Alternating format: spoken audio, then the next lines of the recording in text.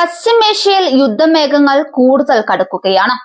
ഇറാന്റെ ആണവ നിലയങ്ങൾക്കും വ്യവസായ കേന്ദ്രങ്ങൾക്കും നേരെ നടന്ന ആക്രമണങ്ങളും അതിന് മറുപടിയായി സൗദി അറേബ്യയിലെ അമേരിക്കൻ സൈനിക താവളത്തിന് നേരെ ഇറാൻ നടത്തിയ പ്രത്യാക്രമണവും മേഖലയെ ഒരു പൂർണ്ണ തോതിലുള്ള പ്രാദേശിക യുദ്ധത്തിന്റെ വക്കിലെത്തിച്ചിരിക്കുന്നു.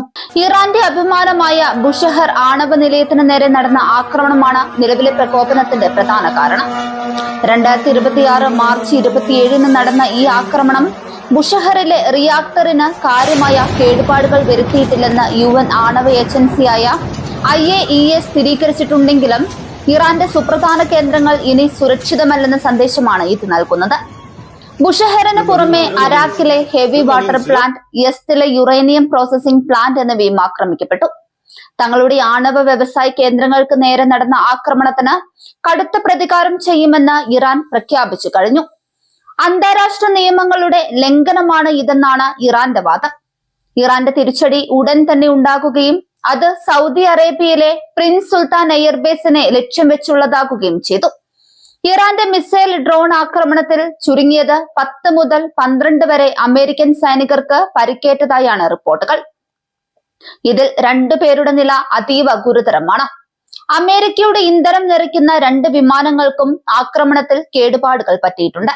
അമേരിക്കൻ വ്യോമ പ്രതിരോധ സംവിധാനങ്ങളെ മറികടന്നാണ് ഇറാന്റെ ഡ്രോണുകൾ താവളത്തിൽ പതിച്ചത് എന്നത് ഗൗരവകരമായ കാര്യമാണ്. ഈ സംഘർഷത്തിലെ ഏറ്റവും നിർണായകമായ തിരിവ് യമനിലെ ഹൂതി പോരാളികളുടെ പ്രഖ്യാപനമാണ്. ഇറാന്റെ സഖ്യകക്ഷിയായ ഹൂതികൾ തങ്ങളും യുദ്ധത്തിൽ നേരിട്ട് പങ്കുചേരാൻ പോകുകയാണെന്ന് അറിയിച്ചു. ഇതുവരെയും ഈ യുദ്ധത്തിൽ നേരിട്ട് ഇടപെടാതിരുന്ന ഹൂതികൾ ചെങ്കടൽ വഴിയുള്ള സൈനിക നീക്കങ്ങൾ തടയുമെന്നും തങ്ങളുടെ മിസൈലുകൾ ലക്ഷ്യസ്ഥാനങ്ങളിലേക്ക് കുതിക്കാൻ സജ്ജമാണെന്നും പ്രഖ്യാപിച്ചു. മറ്റു രാജ്യങ്ങൾ ഇസ്രയേലിനോ അമേരിക്കയ്ക്കോ ഒപ്പം ചേർന്നാൽ പ്രത്യാഘാതം ഗുരുതരമായിരിക്കുമെന്ന് ഹൂതി വക്താവ് യഹിയ സരി മുന്നറിയിപ്പ് നൽകി. ഈ യുദ്ധം കേവലം 3 രാജ്യങ്ങൾക്കിടയിൽ ഒതുങ്ങി നിൽക്കുന്ന ഒന്നല്ല. ഇതിന്റെ പ്രത്യാഘാതങ്ങൾ ലോകം മുഴുവൻ അനുഭവിക്കേണ്ടി വരും. ഗൾഫ് മേഖലയിലുടനീളം വിവിധ സൈനിക താവളങ്ങൾ ലക്ഷ്യമാക്കി നടന്ന മിസൈൽ പ്രയോഗങ്ങൾ ഈ പോരാട്ടം ഒരു രാജ്യത്തേക്കോ 2 രാജ്യങ്ങളിലേക്കോ പരിമിതമല്ലെന്ന് വ്യക്തമാക്കുന്നുണ്ട്. പ്രത്യേകിച്ച് സൗദി അറേബ്യയിലെ പ്രിൻസ് സുൽത്താൻ വ്യോമതാവളത്തിലുണ്ടായ ആക്രമണം ആഗോള ശക്തികളുടെ നേരിട്ടുള്ള പങ്കാളിത്തത്തെക്കുറിച്ചുള്ള ആശങ്കകൾ ശക്തമാക്കി. ഈ സംഭവങ്ങളിൽ ശ്രദ്ധേയമായത് പരമ്പരാഗത യുദ്ധരീതികളെ മറികടക്കുന്ന ഒരു പുതിയ തന്ത്രമാണ്.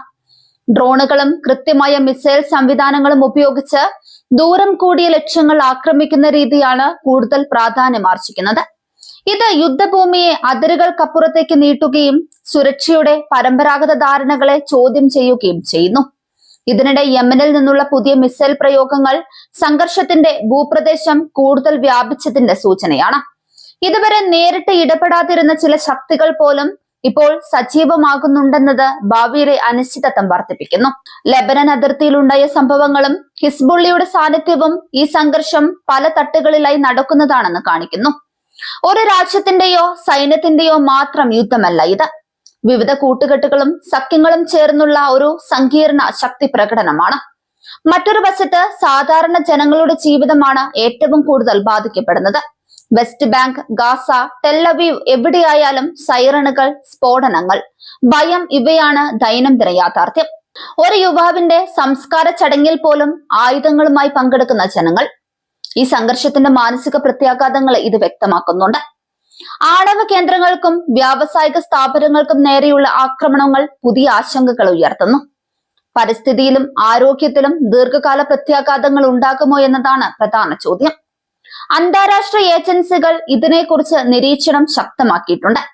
റഷ്യ ഉൾപ്പെടെയുള്ള രാജ്യങ്ങൾ സിവിലിയൻ അടിസ്ഥാന സൗകര്യങ്ങൾക്കെതിരായ ആക്രമണങ്ങളെ അപലപിച്ചുകൊണ്ട് നയതന്ത്രപരമായ പരിഹാരത്തിനാണ് പ്രാധാന്യം നൽകേണ്ടതെന്ന് ആവർത്തിക്കുന്നു.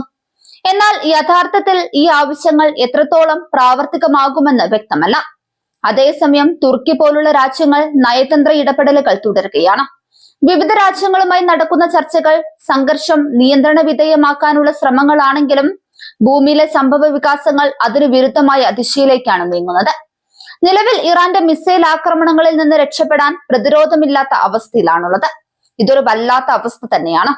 ഇതിനിടെ ഇസ്രയേലിലെ വ്യോമ പ്രതിരോധ സംവിധാനങ്ങൾ നിർവീര്യമാക്കിയ ഇറാൻ ഇപ്പോൾ ശത്രുക്കളുടെ പ്രതിരോധ സംവിധാനങ്ങൾ, മിസൈലുകൾ, റഡാറുകൾ എന്നിവ നിർമ്മിക്കുന്ന ഫാക്ടറികൾ നശിപ്പിക്കുന്നതിലാണ് പ്രധാനമായും ശ്രദ്ധ കേന്ദ്രീകരിച്ചിരിക്കുന്നത്.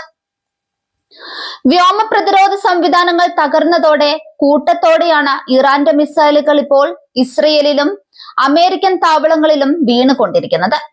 അമേരിക്ക പ്രഖ്യാപിച്ച വെടിനിർത്തലിനെ മുഖവിലക്കെടുക്കാതെയാണ് ഇറാൻ ആക്രമണം തുടരുന്നത് എന്നതും ശ്രദ്ധേയമാണ്.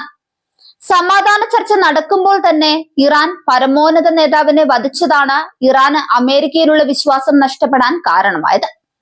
അമേരിക്ക ഇനി കരയുദ്ധത്തിന് വന്നാൽ നേരിടാനായി വലിയ ശവക്കുഴികളും അമേരിക്കൻ സൈനികർക്കായി ഇറാൻ റെഡിയാക്കി നിർത്തിയിട്ടുണ്ട്. അതേസമയം ആക്രമണം ഒരു വശത്ത് നടക്കുമ്പോൾ തന്നെ യുദ്ധക്കെടുതിക്ക് നഷ്ടം ഈടാക്കാനുള്ള ശ്രമവും ഇറാൻ തുടങ്ങിയിട്ടുണ്ട്. ചില രാജ്യങ്ങളും അന്താരാഷ്ട്ര സംഘടനകളും ഈ നടപടിയെ സാമ്പത്തിക സമ്മർദ്ദമെന്നും ചിലർ സാമ്പത്തിക ഭീഷണി എന്നുമാണ് പറയുന്നത്. എന്നാൽ മറ്റു ചിലർ ഇതൊരു പ്രതിരോധ തന്ത്രമായി കാണുന്നത് ഒരു രാജ്യത്തിന് നേരിടേണ്ടി വരുന്ന ഉപരോധങ്ങൾക്കും സൈനിക സമ്മർദ്ദങ്ങൾക്കും നൽകിയ മറുപടിയായിട്ടാണ്. ഈ വ്യത്യസ്ത വിലയിരുത്തലുകൾ തന്നെ ഇന്നത്തെ ലോക രാഷ്ട്രീയത്തിന്റെ സങ്കീർണത വ്യക്തമാക്കുന്നുണ്ട്.